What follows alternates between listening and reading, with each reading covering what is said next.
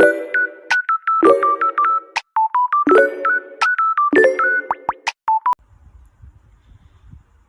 sini kita akan melanjutkan untuk melihat database-nya.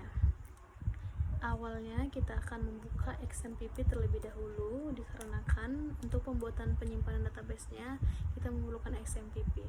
Setelah terbuka seperti ini, kita akan mengklik bagian Apache, Start-nya, dan juga MySQL. Setelah keduanya sudah terstart, kita akan beralih ke admin di bagian MySQL. Setelah sudah tampil seperti ini, kita akan ke DB-nya, di mana di dalam database-nya saya memberikan nama Debersia. Di dalam Debersia tersebut terdapat tabel admin, dokter, kamar, pasien, pemesanan, penggunaan kamar, penjadwalan, perawat, ruangan, dan juga user. Di dalam beberapa tabel ini kita akan membuka terlebih dahulu ada tabel admin, di mana di dalam tabel admin ini terdapat ID user, username, password, nama, email, telepon, dan juga foto.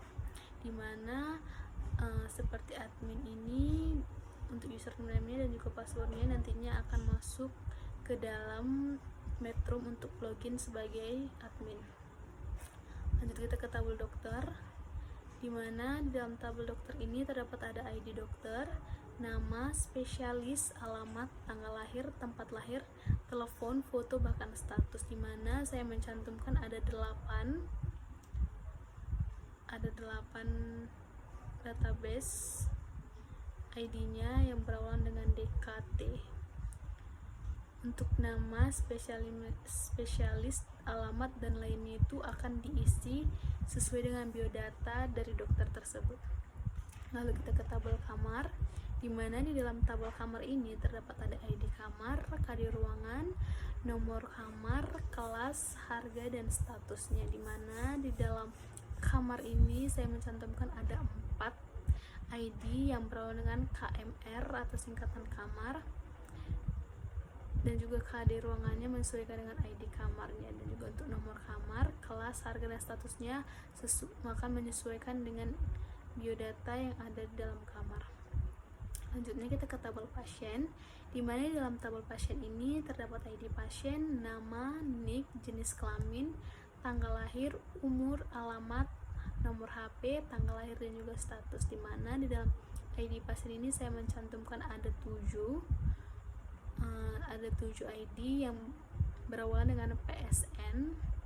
Untuk nama, nik, dan jenis kelamin dan lain-lainnya akan menyesuaikan dengan tabel pasiennya. Sekarang kita ke tabel pemesanan, di mana dalam tabel pemesanan ini terdapat ID pasien pesanan, ID pasien, username, nama pasien, nik, jenis kelamin, tanggal lahir, alamat, telepon, KD ruangan, ID kamar, tanggal masuk, keluhan, catatan, tanggal pemesanan, status, tanggal respon, admin respon, pesan admin, tanggal konfirmasi, notifikasi, ID dokter, penyakit, tanggal periksa, jam periksa, bahkan catatan admin. Di sini terdapat ada 1 pemesanannya.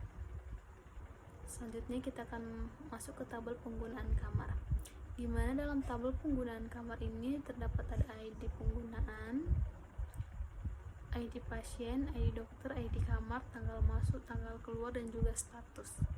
Selanjutnya kita akan ke tabel penjadwalan. Tabel penjadwalan ini terdapat ada ID jadwal, ada hari, ada jam masuk, ada ID ruangan, ID dokter, dan juga status. Di mana di dalam ID penjadwalan ini terdapat 5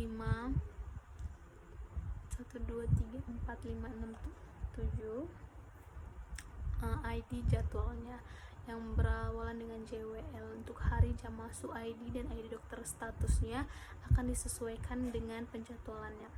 Selanjutnya kita ke tabel perawat, di mana dalam tabel perawat ini terdapat ada ID perawat, nama, alamat, telepon, dan juga shiftnya. Di mana dalam tabel perawat ini terdapat 4 saya cantumkan yang berawalan dengan huruf PRW. Untuk nama, alamat, telepon, dan shiftnya akan disesuaikan dengan aktivitas perawatnya. Selanjutnya kita akan ke tabel ruangan, di mana dalam tabel ruangan ini terdapat ada kode ruangan atau KD ruangan, nama, gedung, lantai, dan jenisnya. Di dalam KD ruangan ini terdapat 5 KD yang saya cantumkan yang berawalan huruf R dan G. Untuk nama, gedung, dan lantainya juga akan disesuaikan dengan biodata yang ada. Dan juga sekarang ada tabel user, di mana dalam tabel user ini terdapat ID user, username, password, nama, email, telepon, dan juga foto, di mana ini adalah username dan juga password agar si user bisa masuk ke dalam Metroom. Ini ketika si user sudah memiliki akun, tetapi kalau user tidak memiliki akun akan melakukan pendaftaran terlebih dahulu.